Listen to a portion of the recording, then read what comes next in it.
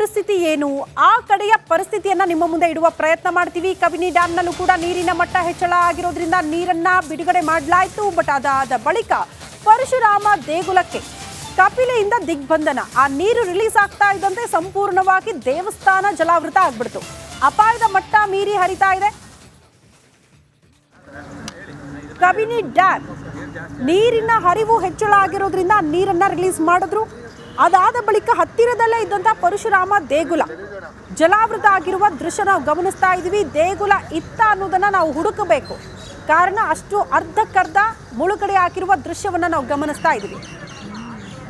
ಪರಶುರಾಮ ದೇಗುಲದ ಸದ್ಯದ ಪರಿಸ್ಥಿತಿ ಏನು, ನಮ್ಮ ಪ್ರತಿನಿಧಿ ಪ್ರತ್ಯಕ್ಷ ವರದಿ ಕೊಟ್ಟಿದ್ದಾರೆ, ಅಲ್ಲಿಂದ ನೋಡ್ಕೊಂಡು ಬರೋಣ.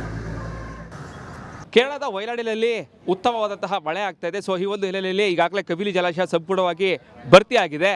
ಜಲಾಶಯದಿಂದ ಈಗಾಗಲೇ 50,000 ಕ್ಯೂಸೆಕ್ಸ್ ನೀರನ್ನು ಹೊರಬಿಡಲಾಗ್ತಾ ಇದೆ. ಈ ಒಂದು ಪರಿಣಾಮವಾಗಿ ಕಪಿಲಾ ನದಿ ಮೈದುಂಬಿ ಹರಿತಾ ಇದೆ. ಈಗಾಗಲೇ ನಂಜನಗೂಡಿನ ಪರಶುರಾಮ ದೇವಸ್ಥಾನ ಸಂಪೂರ್ಣವಾಗಿ ನೀರಿನಿಂದ ಮುಳುಗಡೆ ಆಗಿರುವಂಥದ್ದು. ಕಳೆದ 2-3 ದಿನಗಳಲ್ಲೂ ಕೂಡ ಕಬಿನಿ ಜಲಾಶಯದಿಂದ ಸುಮಾರು 40,000 ಕ್ಯೂಸೆಕ್ಸ್ ನೀರನ್ನು ಹೊರಬಿಡಲಾಗ್ತಾ ಇತ್ತು. ನಿನ್ನೆ ಏನು ವಯನಾಡಲ್ಲೂ ಕೂಡ ಸಾಕಷ್ಟು ಮಳೆ ಆಗದ ಕಾರಣಕ್ಕಾಗಿ 50,000 ಕ್ಯೂಸೆಕ್ಸ್ ನೀರನ್ನು ಹೊರಬಿಡಲಾಗ್ತಾ ಇದೆ. ಸೊ ಈ ಒಂದು ಹಿನ್ನೆಲೆಯಲ್ಲಿ ಕಪಿಲಾ ನದಿಯ ಮೈದುಂಬಿ ಹರಿತಾ ಇದೆ. ಜೊತೆಗೆ ನದಿ ಪಾತ್ರದಲ್ಲೂ ಕೂಡ ಈಗಾಗಲೇ ಪ್ರವಾಹದ ಭೀತಿ ಎದುರಾಗಿರುವಂಥದ್ದು. ನಂಜನಗೂಡಿನ ಈಗಾಗಲೇ ಸ್ನಾನಘಟ್ಟ ಮುಳುಗಡೆ ಆಗಿದೆ ಸಂಪೂರ್ಣವಾಗಿ. ಮುಡಿಕಟ್ಟೆಗೂ ಕೂಡ ಸಾಕಷ್ಟು ನೀರು ತುಂಬಿಕೊಂಡಿರುವಂಥದ್ದು. ಈಗಾಗಲೇ ಪರಶುರಾಮ ಅಂದರೆ ನಂಜನಗೂಡು ದೇವಸ್ಥಾನದ ಮುಂಭಾಗದಲ್ಲಿರುವಂತಹ ಪರಶುರಾಮನ ದೇವಾಲಯ ಏನಿದೆ, ಆ ಒಂದು ದೇವಾಲಯದಲ್ಲೂ ಕೂಡ ಈಗಾಗಲೇ ಸಂಪೂರ್ಣವಾಗಿ ಜಲ ದಿಗ್ಬಂಧನ ಆಗಿದೆ. ಕಳೆದ 2-3 ದಿನಗಳಿಂದಲೂ ಕೂಡ ದೇವಸ್ಥಾನಕ್ಕೆ ಈಗಾಗಲೇ ಬಾಗಿಲಲ್ಲಿ ಹಾಕಿ ಯಾವುದೇ ರೀತಿಯಾದಂತಹ ಪೂಜೆ ಪುನಸ್ಕಾರಗಳು ಸಹ ನಡೀತಾ ಇಲ್ಲ. ಜೊತೆಗೆ ನದಿ ಪಕ್ಕದಲ್ಲೇ ಈಗಾಗಲೇ ಏನು ಪರಶುರಾಮ ದೇವಸ್ಥಾನ ಬರೋ ಕಾರಣಕ್ಕಾಗಿ ನದಿಯು ಕೂಡ ಸಂಪೂರ್ಣವಾಗಿ ಮೈದುಂಬಿ ಹರಿತಾ ಇರುವಂಥದ್ದು. ಕಬಿನಿ ಜಲಾಶಯದಿಂದ ಈಗಾಗಲೇ ಸುಮಾರು 50,000 ಕ್ಯೂಸೆಕ್ಸ್ ನೀರು ಬಿಡ್ತಾ ಇರೋ ಕಾರಣಕ್ಕಾಗಿ ಕಪಿಲಾ ನದಿ ಬರುವಂತಹ ಏನು ನದಿ ಪಾತ್ರ ಜನರಿದ್ದಾರೆ ಅವರು ಕೂಡ ಸುರಕ್ಷಿತ ಜಾಗಕ್ಕೆ ಹೋಗಬೇಕು ಅಂತೇಳಿ ಈಗಾಗಲೇ ಜಿಲ್ಲಾಡಳಿತ ಸಾಕಷ್ಟು ಮುಂಜಾಗ್ರತಾ ಕ್ರಮವನ್ನು ತೆಗೆದುಕೊಂಡಿದೆ. ಈಗಾಗಲೇ ಏನು ಒಂದು ಕಡೆ ಕಬಿನಿ ಜಲಾಶಯ ಸಂಪೂರ್ಣವಾಗಿ ಭರ್ತಿಯಾಗಿದೆ, ಮತ್ತೊಂದು ಕಡೆ ಏನು ಈ ಒಂದು ನೀರನ್ನು ಈಗಾಗಲೇ ಏನು ರೈತರಿಗೆ ಇರ್ಬೋದು, ಒಂದು ಕಡೆ ಈಗಾಗಲೇ ತಮಿಳುನಾಡಿಗೂ ಕೂಡ ಹರಿಸ್ತಾ ಇರುವಂಥದ್ದು.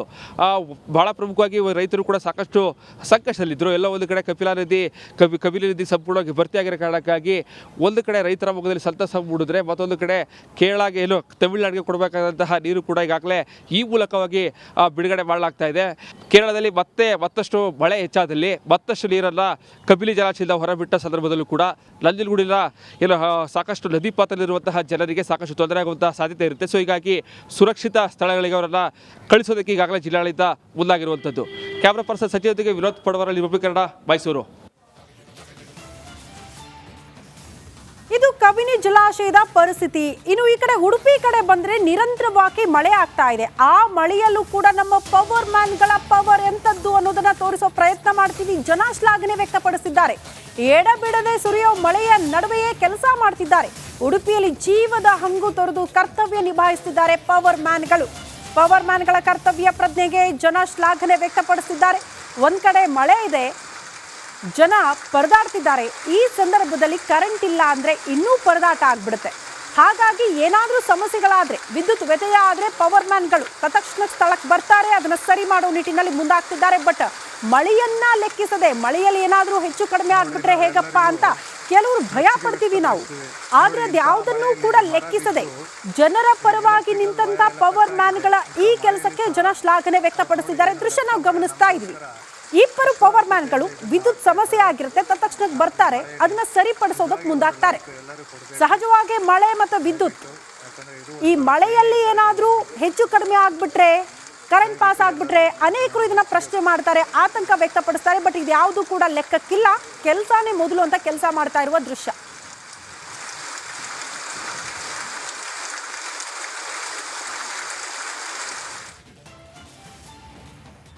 ಇದು ಉಡುಪಿಯ ಪರಿಸ್ಥಿತಿ. ಇನ್ನು ಮಲೆನಾಡು ಶಿವಮೊಗ್ಗದ ಕಡೆಗೆ ಬರೋಣ. ಅಲ್ಲೂ ಕೂಡ ನಿರಂತರವಾಗಿ ಮಳೆ ಆಗ್ತಾ ಇದೆ. ಜನರ ಪರದಾಟ ಅಲ್ಲೂ ಕೂಡ ಹೇಗಿದೆ ಅನ್ನೋದನ್ನ ನೋಡಬೇಕು ನೀವು. ಅನೇಕ ರಸ್ತೆಗಳು ಜಲಾವೃತ ಆಯಿತು, ಮನೆಗಳಿಗೆ ನೀರು ನುಗ್ಗಿತ್ತು. ಅಲ್ಲೂ ಕೂಡ ಜನರ ಪರದಾಟ ಸಹಜವಾಗಿ ಮುಂದುವರಿತಾ ಇದೆ. ಮಲೆನಾಡು ಶಿವಮೊಗ್ಗದಲ್ಲೂ ಕೂಡ ಧಾರಾಕಾರ ಮಳೆ. ಜಲಾಶಯದಲ್ಲಿ ಮೀನು ಹಿಡಿಯೋದಕ್ಕೆ ಸ್ಥಳೀಯರು ಹರಸಾಹಸ ಪಡ್ತಿದ್ದಾರೆ. ಒಂದ್ ಕಡೆ ಜನ ಪರದಾಡ್ತಾ ಇದ್ರೆ, ಇಲ್ಲಿ ಮೀನುಗಳ ಚಿಂತೆ ಸ್ಥಳೀಯರಿಗೆ. ಶಿಕಾರಿಪುರ ತಾಲೂಕಿನ ಅಂಬಲಿಗೊಳ ಜಲಾಶಯ, ಅಲ್ಲಿ ಮೀನು ಹಿಡಿಯೋದಕ್ಕೆ ಸ್ಥಳೀಯರು ಮುಂದಾಕಿದ್ದಾರಂತೆ. ಒಂದನ್ನ ಅರ್ಥ ಮಾಡ್ಕೊಳ್ಬೇಕು ನೋಡಿ, ಇದು ಅಪಾಯದ ಮಟ್ಟ ಮೀರಿ ಹರಿತಾ ಇರುವಂತ ಜಲಾಶಯದ ನೀರು. ಇದರಲ್ಲಿ ಮೀನ್ ಹಿಡಿಯೋದಕ್ಕೆ ಹೋಗ್ತಾರಲ್ಲ, ಈ ಹುಚ್ಚಾಟಕ್ಕೆ ನಾವೇನ್ ಹೇಳ್ಬೇಕು? ಜೀವದ ಭಯ ಇಲ್ಲ. ಏನಾದ್ರೂ ಹೆಚ್ಚು ಕಡಿಮೆ ಆದ್ರೆ ಫೋರ್ಸ್ ನೋಡಿ, ನೀರಿನ ಫೋರ್ಸ್ ಎಷ್ಟು ದೊಡ್ಡ ಮಟ್ಟದಲ್ಲಿದೆ ಅಂದ್ರೆ, ಯಾರಾದ್ರೂ ಆಯ ತಪ್ಪಿ ಬಿದ್ದು ಆ ನೀರಲ್ಲಿ ಕೊಚ್ಕೊಂಡು ಹೋದ್ರೆ ಯಾರು ಜವಾಬ್ದಾರರು? ಈ ಪ್ರಶ್ನೆ ಇದೆ. ನೀರಿನ ರಭಸ ಹೆಚ್ಚಳ ಆದಾಗ, ನಿರಂತರ ಮಳೆ ಆಗ್ತಾ ಇದ್ದಾಗ ಸ್ಥಳೀಯರು ಈ ರೀತಿ ಮೀನು ಹಿಡಿಯೋದಕ್ಕೆ ಮುಂದಾದ್ರೆ ಯಾರನ್ನು ಕೇಳಬೇಕು? ಸ್ಥಳೀಯ ಆಡಳಿತ ಎಚ್ಚರಿಕೆ ಕೊಟ್ಟಿರುತ್ತೆ, ಯಾರು ಕೂಡ ಆ ಕಡೆ ಹೋಗ್ಬೇಡ್ರಪ್ಪ, ನೀರಿನ ರಭಸ ಹೆಚ್ಚಳವಾಗಿದೆ ಅಂತ. ಆದ್ರೂ ಕೂಡ ಸೂಚನೆಗಳನ್ನ ಮೀರಿ ಜನ ಜಲಾಶಯಕ್ಕೆ ಇಳಿದು ಮೀನುಗಳನ್ನ ಹಿಡಿಯೋದಕ್ಕೆ ಮುಂದಾಗಿರುವ ದೃಶ್ಯ.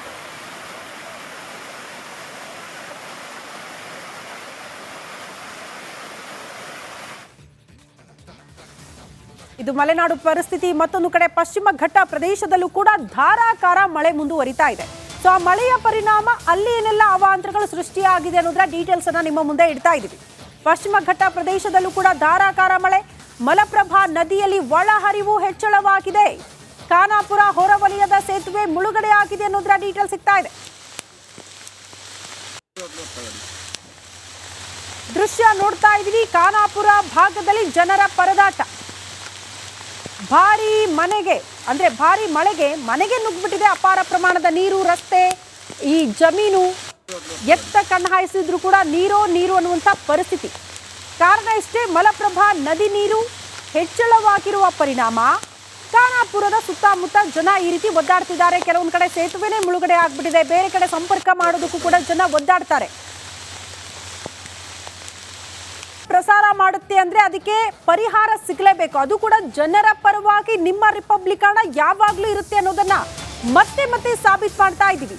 ಬೀದರ್ನಲ್ಲಿ ಒಂದು ಮಳೆ ಬಂದ್ರೆ ದೊಡ್ಡ ಮಟ್ಟದ ಅವಾಂತರ ಸೃಷ್ಟಿಯಾಗ್ತಾ ಇತ್ತು. ಜನ ಪರದಾಡಬೇಕಾಗಿತ್ತು. ದೇವಿ ಕಾಲೋನಿಯ ಜನರ ಗೋಳು ಕೇಳುವವರು ಯಾರು? ಸ್ವಲ್ಪ ಮಳೆ ಬಂದ್ರೂ ಕೂಡ ಕೆರೆ ಅಂತ ಆಗುತ್ತೆ ಇಡೀ ಪ್ರದೇಶ. ಈ ಬಗ್ಗೆ ರಿಪಬ್ಲಿಕ್ ಹಣ ವರದಿ ಬಿತ್ತರ ಮಾಡಿದ್ದೆ ತಡ, ಅದರ ಬಿಗ್ ಇಂಪ್ಯಾಕ್ಟ್ ಆಗಿದೆ. ದೃಶ್ಯಗಳ ಸಮೇತ ನಿಮ್ಮ ಮುಂದೆ ಇಡ್ತಾ ಇದೀವಿ. ಇದೇ ರಸ್ತೆ ನೀರು ತುಂಬಿಕೊಳ್ತಾ ಇತ್ತು, ಬಟ್ ಈಗ ಡಾಂಬರೀಕರಣ ಆಗ್ತಾ ಇರುವಂತಹ ದೃಶ್ಯ. ರಾಜ್ಯದ ಪೌರಾಡಳಿತ ಸಚಿವ ರಹೀಂ ಖಾನ್ ಅವರು ನೋಡಲೇಬೇಕಾದಂಥ ಸ್ಟೋರಿ ಪ್ರಸಾರ ಅಂತ ನಾವು ಮಾಡಿದ್ದೀವಿ. ಸುದ್ದಿ ಪ್ರಸಾರ ಆದ 2 ಗಂಟೆಯಲ್ಲಿ ನೋಡ್ಬೋದು ನೀವು. ನಗರಸಭೆ ಅಧಿಕಾರಿಗಳು ಸ್ಥಳಕ್ಕೆ ದೌಡಾಯಿಸಿ JCB ಮೂಲಕ ಈಗಾಗಲೇ ಏನು ನೀರು ನಿಲ್ತಾ ಇತ್ತು ಇಲ್ಲೂ. ಇದು ಬೀದರ್ ನಗರದ ದೇವಿ ಕಾಲೋನಿಯಲ್ಲೇ ಈಗಾಗಲೇ ಮುಖ್ಯ ರಸ್ತೆ ಇತ್ತು, ಬಸ್ ಹೋಗುವಂಥ ರಸ್ತೆ. ಆ ಒಂದು ರಸ್ತೆಯಲ್ಲಿ ಏನು ರಸ್ತೆ ಕೆರೆಯಾಗಿ ಬದಲಾಗ್ತಾ ಇತ್ತು, ನೀರು ನಿಲ್ತಾ ಇತ್ತು. ಈಗಾಗಲೇ ಡೆಂಗು ಸೇರಿದಂತೆ ಸಾಕಷ್ಟು ಸಾಂಕ್ರಾಮಿಕ ರೋಗಗಳು ಹೊಂಟಿವು. ಈ ಒಂದು ರಸ್ತೆಯ ವರದಿಯನ್ನು ಈಗಾಗಲೇ ರಿಪಬ್ಲಿಕ್ ಕನ್ನಡದಲ್ಲಿ ಬಿತ್ತರಾದ 1-2 ಗಂಟೆಯಲ್ಲೇ ನೋಡ್ಬೋದು ನೀವು. ಈಗಾಗಲೇ ನಗರಸಭೆಯಿಂದ JCB ಏನಂದ್ರೆ ಈಗಾಗಲೇ JCB ಕೆಲಸ ಮಾಡ್ತಾ ಇದ್ದಾರೆ. ನೀರಿದ್ದು ನಿನ್ನೆ ಏನಂದ್ರೆ ಸ್ಕೂಲ್ ಮಕ್ಕಳು ಸೇರಿದಂತೆ